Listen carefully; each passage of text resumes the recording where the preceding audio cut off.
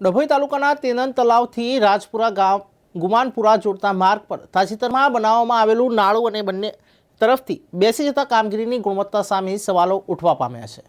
નાના ગામડાઓને જોડતા સડક માર્ગના નિર્માણ અર્થે સરકાર અનેકવિધ આયોજનો હાથ ધરી ગામડાઓમાં સદ્ધર થાય તેમજ શહેરો સાથેના વાહન વ્યવહાર સરળ બને તે માટે કરોડોની ગ્રાન્ટ ફાળવતી હોય છે, પરંતુ આવા વિકાસ કાર્યોની કામગીરીમાં હલકી ગુણવત્તા સાથે ધારાધોરણ મુજબના કામો ન થતા હોય ત્યારે સરકારી નાણાંનો વ્યય થવાથી સુવિધા સગવડનો લાભ લોકોને મળતો નથી।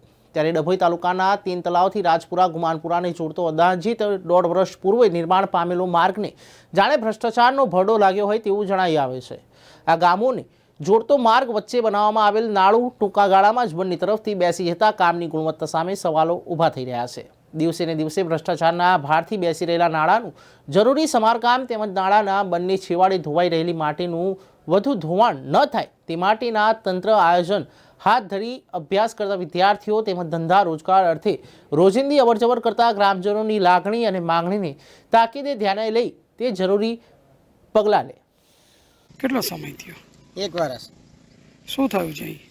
આ નારું રોડ બન્યો તે વખત જ બન્યું હતું ને આ સાલું તૂટી ગયું છે, નારું બેસી ગયું છે અને બેસી જાય તો અહીંથી કેટલા છોકરાઓ સ્કૂલે જાય છે, ગુમાનપુરા, ફૂલવાડી, સનોર, અને કંઈ બેસી જાય તો મોટી જાનહાનિ થાય તો પછી જવાબદાર કોણ?